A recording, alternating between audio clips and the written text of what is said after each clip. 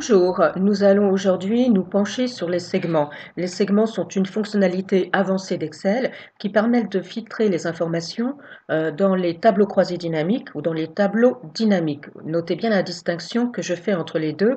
Nous allons y revenir dans un petit instant. Au préalable, vous savez que tableau dynamique ou TCD implique l'utilisation d'une base de données. C'est pourquoi vous avez sous les yeux un fichier fictif de salariés d'entreprise avec les champs, tout ce qu'il y a de plus classique dans ce cas de figure. Par exemple, le matricule du salarié, son prénom, son nom, son statut qui peut être soit employé, agent de maîtrise ou cadre. L'entreprise comporte deux sites, Paris et Lyon. Les contrats des salariés peuvent recouvrir différentes formes, CDI, CDD ou contrat pro. Ici, nous avons un champ date bulletin qui va nous permettre d'établir des tableaux de bord mensuels sur la base d'élaboration du bulletin de salaire. Nous avons enfin un champ sexe, date de naissance, date d'entrée et salaire. Il s'agit ici d'un fichier de texte récupéré d'une base de données, tout ce qu'il y a de plus classique, avec une simple petite mise en forme au niveau des salaires. J'ai mis un format monétaire pour que ce soit beaucoup plus lisible. Mais la base de données est une base très classique. Je vais commencer par rendre cette base dynamique. Je vais pour cela utiliser l'option mettre sous forme de tableau. Avant de cliquer sur cette option, je m'assure au préalable d'être positionné dans ma base de données. Si je veux activer ce bouton, il ne faut pas que je sois positionné ici dans une cellule vide, mais bien dans mon tableau.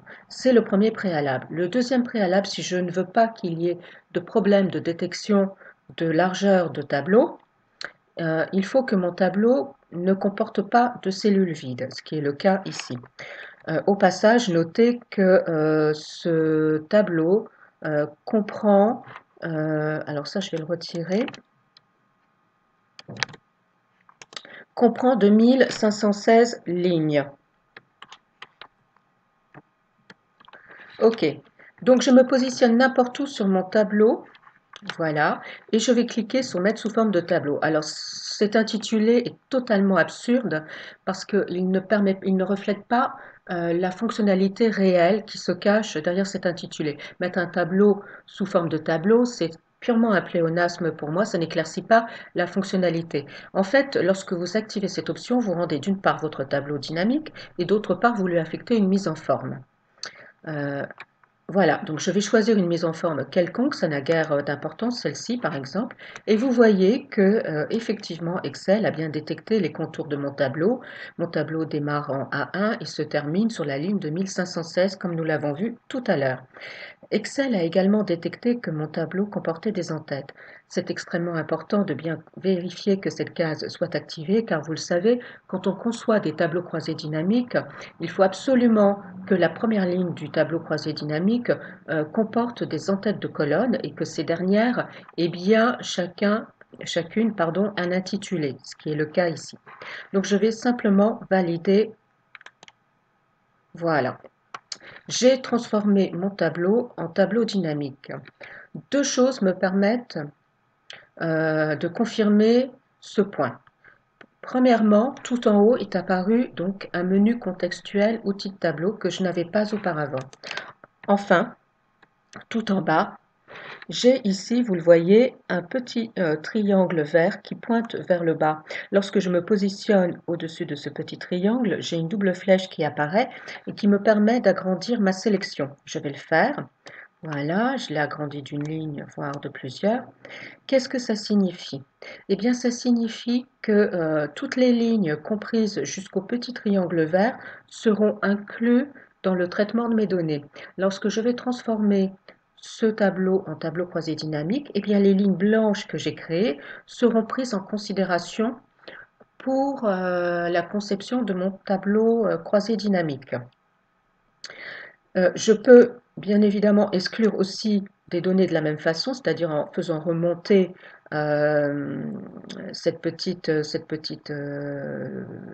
petit triangle. Vous voyez qu'ici, les 3 lignes qui sont là ne figureront pas dans mon tableau croisé dynamique. L'avantage de rendre le tableau dynamique, c'est que si je rajoute une ligne à la fin de mon tableau en me positionnant sur la dernière cellule en appuyant sur Entrée, vous voyez qu'automatiquement, j'agrandis mon tableau avec la ligne que je viens de créer.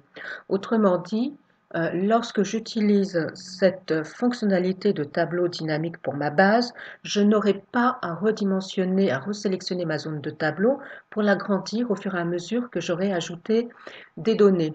Cela sera fait automatiquement. Je pourrais me contenter d'appuyer sur le bouton Actualiser sans cliquer sur le bouton Changer la source de données. C'est donc un gain de temps et surtout un gage de sécurité. Petit point de détail extrêmement important, il convient de ne pas confondre un tableau dynamique avec un tableau filtré. Je vais revenir en arrière. Voilà, je retire mon tableau croisé, mon tableau dynamique, je le rends statique comme il était au début. Je vais maintenant en faire un tableau filtré. Vous voyez que le look est à peu près similaire à ce que j'avais auparavant, mais il y a deux choses qui n'apparaissent plus. C'est d'une part le menu contextuel et d'autre part, tout en bas de mon tableau, le fameux petit triangle que j'évoquais tout à l'heure. Ce sont des indices qui me permettent de m'assurer que le tableau que j'ai sous les yeux n'est pas un tableau dynamique. Donc soyez vigilants par rapport à ça. Si vous ne pouvez pas activer les segments, vérifiez ce point. Les segments ne fonctionnent que lorsque vous avez un tableau dynamique. Donc je vais rendre à nouveau mon tableau dynamique. Voilà. Au passage, notez que dans les options d'outils de tableau dynamique, j'ai une petite case ici, ligne des totaux. Cette petite case est intéressante parce que en l'activant, j'ai ici donc le total de mon tableau qui apparaît tout en bas de ma colonne salaire. Juste une précaution à prendre, il faut que le dernier champ soit un champ numérique parce que le total se positionne toujours sur la dernière colonne de votre tableau dynamique. Donc, je peux insérer ce montant en toute sécurité. Il ne sera pas inclus dans le traitement de mon tableau croisé dynamique. Donc c'est intéressant parce que ça me permet de vérifier mes informations quand je fais des filtres sur ma base et de vérifier que mon tableau croisé dynamique est bien conforme, comme on le verra un tout petit peu plus tard. Mon tableau est donc rendu dynamique, donc je peux à présent utiliser les segments. Les segments se situent dans l'onglet contextuel outils de tableau et ils sont situés ici. Insérer un segment. Lorsque je clique sur ce bouton, j'affiche ici les en-têtes de colonnes de mon tableau. Vous le voyez, matricule, prénom, nom, etc. Donc, je peux afficher les segments que je souhaite, un ou plusieurs, autant que je veux en fait. Donc, par exemple ici, je vais mettre ces deux segments qui vont suffire pour cet exercice. Je peux les déplacer comme je le souhaite, je peux en modifier la largeur, la hauteur. Je peux aussi, en sélectionnant donc mes contrôles, je peux en sélectionner plusieurs à l'aide de la touche contrôle pour les modifier en même temps. Je peux par exemple affecter une présentation un peu différente. Ici, j'ai des styles de segments et je peux choisir le style que je souhaite, voire éventuellement créer un style totalement personnalisé. Comme je l'ai dit, donc les segments permettent de filtrer les informations de votre base de données. Par exemple, je clique sur Paris, vous voyez que je n'ai plus à présent que les informations sur Paris. Vous aurez remarqué au passage qu'ici, vous retrouvez le petit entonnoir que vous connaissez bien, que vous utilisez sans doute pour filtrer vos informations. Et si je l'active, je vois qu'effectivement, j'ai bien filtré les éléments concernant Paris. Donc en fait, on constate que l'utilisation d'un segment pour filtrer les informations est strictement et rigoureusement identique à l'utilisation des filtres dans vos tableaux traditionnels. De la même façon, ici, si je modifie et que je sélectionne Lyon, vous allez voir que mon segment est ajusté euh, de façon à refléter ma modification. Ça marche dans les deux sens. Une modification d'un filtre de tableau modifie le segment et la modification d'un segment modifie le filtrage dans le tableau, bien évidemment.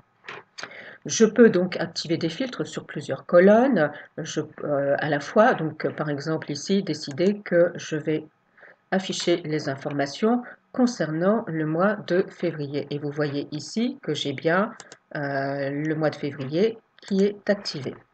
Lorsque j'ai des listes déroulantes ici, je peux sélectionner soit des éléments, soit des places, des éléments disjoints, soit des éléments contigus. Pour sélectionner des éléments contigus, je vais utiliser la touche majuscule et cliquer sur le dernier élément à sélectionner, par exemple la période qui va du 28/2 au 29 juin, donc à l'aide de la touche majuscule. Mais je peux aussi sélectionner des éléments discontinus à l'aide de la touche contrôle. Donc j'appuie sur contrôle et je clique sur les éléments que je veux filtrer. Voilà, et donc là, c'est bien filtré. Vous le voyez, conformément à ce que j'ai sélectionné ici. Donc majuscule pour des éléments qui se suivent et contrôle pour des éléments discontinus. Autre chose intéressante par rapport aux éléments présentés sous forme de liste déroulante, comme ici, lorsque je sélectionne mon segment, vous voyez ici donc je ne vois pas l'intégralité des informations puisque ma liste, certains éléments sont masqués. Je suis obligée de faire défiler la liste. Eh bien, je peux rendre la navigation un peu plus confortable en utilisant ici l'option colonne et en augmentant voilà, la disposition, le nombre d'éléments disposés en colonne. Je peux rajouter autant de colonnes que je le souhaite et redimensionner mon segment comme je le souhaite. Vous pouvez aussi supprimer vos segments. Alors attention, quand vous supprimez un segment, vous ne supprimez pas les filtres qui sont concernés. Par exemple ici, j'ai sélectionné 3 mois, j'ai filtré sur 3 mois. Et si je supprime mon segment, vous voyez que mon filtre existe toujours. Donc il faut bien penser à le désactiver soit ici, soit en cliquant sur le petit entonnoir ici, sur l'option effacer le filtre. Voilà, et le filtre est désactivé et je peux à présent supprimer mon segment. C'est juste une petite précaution à prendre, hein. Veillez, soyez particulièrement vigilant sur ce point. Donc on l'a vu, les filtres fonctionnent parfaitement bien avec un tableau dynamique. Et maintenant, nous allons voir comment il fonctionne avec les tableaux croisés dynamiques. Je me positionne dans ma base de données pour pouvoir créer mon tableau dynamique. J'active l'option Insertion tableau croisé dynamique. Je positionne mon tableau croisé dynamique sur une nouvelle feuille de calcul. Et je vais faire un tableau extrêmement simple, matricule et salaire. Je vais formater mes nombres pour que ce soit plus visible. Voilà, format monétaire. OK. Donc, à partir du moment où j'ai un tableau croisé dynamique, je peux donc insérer un segment. Je vais donc insérer ici 2 segments, 3 segments plutôt. Voilà. Et vous voyez que je peux filtrer comme je l'ai fait auparavant.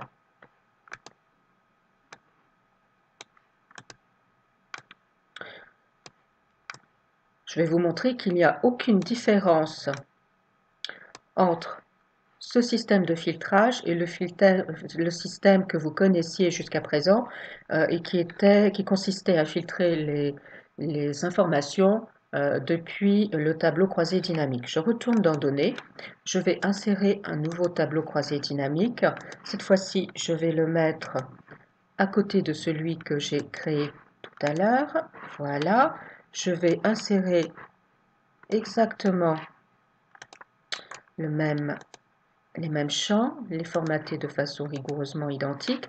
Et là, je vais rajouter dans la zone filtre ici les mêmes champs que les segments présents ici. Donc je vais cocher statut, type de contrat et date de bulletin. Je vais mettre exactement les mêmes paramètres, donc employé, CDI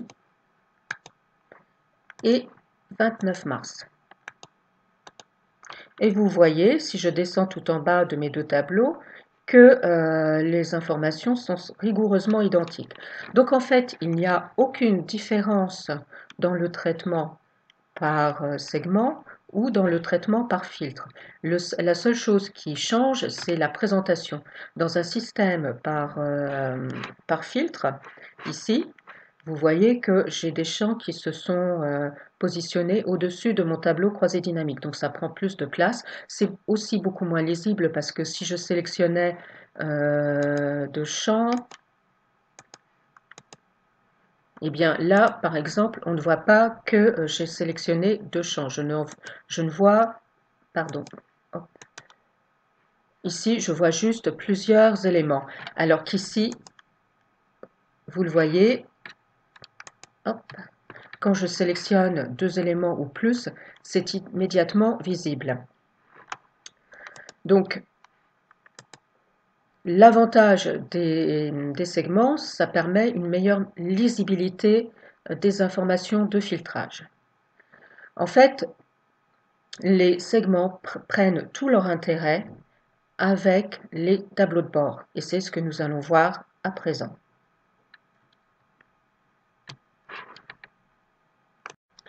J'ai ici un petit tableau de bord très simple, basique, qui est conçu à partir de tableaux croisés dynamiques.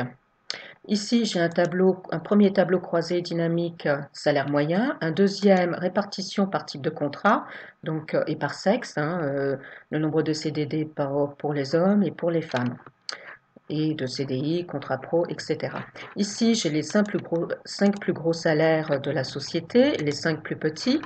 La masse salariale, c'est aussi un tableau croisé dynamique composé pour le coup d'une seule cellule, mais vous le voyez, c'est la masse salariale, mais c'est bien un tableau croisé dynamique. Ici, j'ai un autre tableau croisé dynamique répartition des effectifs, les types de contrats, et enfin, j'ai le détail qui est repris ici, la liste de tous les contrats. Pour l'instant, ces informations ne sont pas filtrées. J'ai ici une masse salariale de 6 millions qui, je vous le rappelle, si je retourne dans mes données, correspond à ce que j'avais dans ma base pour la période qui allait du 1er janvier au 29 août, parce que mon tableau ne comporte que 8 mois d'informations. Donc, pour l'instant, donc, et pareil ici, les rémunérations sont les rémunérations cumulées, par exemple, de genre-demande sur les 8 premiers mois de l'année. Ici, c'est les informations cumulées de Ève Rest sur les 8 mois de l'année. Donc le salaire est particulièrement bas puisqu'elle a dû intégrer l'entreprise durant le dernier mois de l'exercice, c'est-à-dire au mois d'août.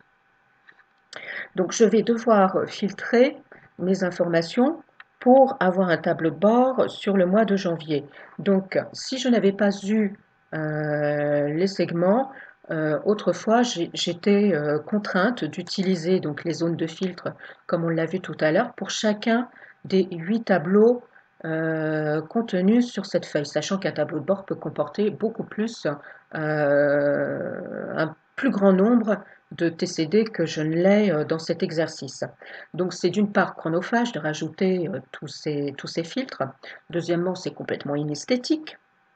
Et en troisième lieu, c'est source d'erreur parce que je pourrais avoir une erreur dans un filtre quelconque. Par exemple, j'établis le tableau de bord du mois de mars et par inadvertance, eh bien, j'ai laissé un filtrage sur le mois de février dans l'un de mes multiples tableaux croisés dynamiques et je ne m'en rendrai pas compte.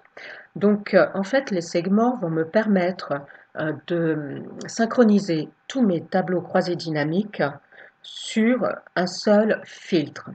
ce qui est une garantie de sécurité et un gain de temps inouï. Vous allez le voir immédiatement. Donc, pour insérer mon segment, je l'ai dit tout à l'heure, je me positionne dans un tableau croisé dynamique. En l'occurrence, peu importe lequel, je peux choisir parmi les 8 qui sont disposés sur mon écran. Ça n'a aucun impact. Donc, je me positionne ici, par exemple, et j'active le menu contextuel, outils de tableau croisé dynamique. Je vais dans Analyse et j'insère un segment. Et là, je vais donc insérer par exemple la date du bulletin. OK. Donc, vous le voyez, les informations ici sont filtrées sur le 31 janvier. En fait, seul le tableau que j'ai choisi pour l'affichage de mon segment a été modifié puisque j'ai encore une masse salariale sur 6 189 000. Donc, je vais maintenant synchroniser tous mes tableaux croisés dynamiques avec mon segment. Comment faire? Eh bien, je sélectionne mon segment et je vais dans l'option Signaler les connexions. Je clique et vous voyez ici que j'ai une liste ici qui reprend l'intégralité des tableaux croisés dynamiques présents sur ma feuille janvier. Eh bien, actuellement, j'ai qu'un seul tableau croisé dynamique qui est coché, qui est celui qui est rattaché à date bulletin. Donc, je vais tous les activer, tous les rattacher à ce segment en cochant les cases et en validant. Et vous allez voir, regardez bien les chiffres que j'ai à l'écran actuellement. Ici, 1261, plus de 2000 et 6 millions. Et vous allez voir lorsque je vais activer le bouton OK, toutes ces informations vont être synchronisées. Voilà, tout a été modifié. Ici, je n'ai plus que 141. Mes effectifs sont de 285. Ici, j'ai une masse salariale de 695 000. Et ici, dans le détail de mon tableau de bord, j'ai bien 695 000 pour la masse salariale.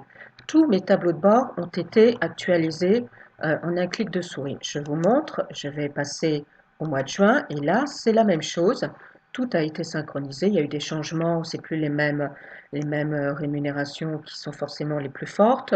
Voilà, le salaire moyen a été modifié en conséquence. Les effectifs ont un peu chuté au mois de juin. Vous le voyez, lorsque j'active un segment, les informations sont actualisées immédiatement. Ce qui va me permettre, alors si je veux vérifier cette information, je vais simplement dans Données et je vais activer ici janvier pour vérifier, voilà, mes informations. Et vous voyez que sur janvier, j'ai bien un total de 695 000 en masse salariale, ce qui est bien le cas ici.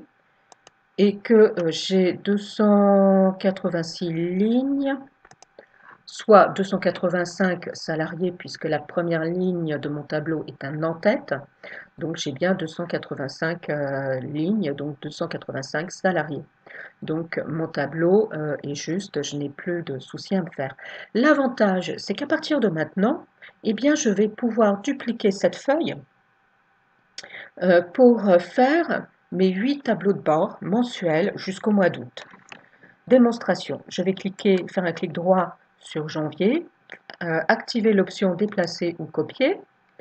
Ici, cocher créer une copie et positionner mon curseur juste avant la feuille 1. Et j'ai ajouté un nouvel onglet que je vais renommer février. Je clique sur février et mon tableau de février est actualisé. Je peux donc procéder de la même façon pour le mois de mars, avril, mai, juin, juillet, etc. de façon extrêmement simple et extrêmement rapide. Vous voyez donc tout l'intérêt qu'il y a d'utiliser les segments pour le traitement de vos tableaux croisés dynamiques et de vos tableaux bord.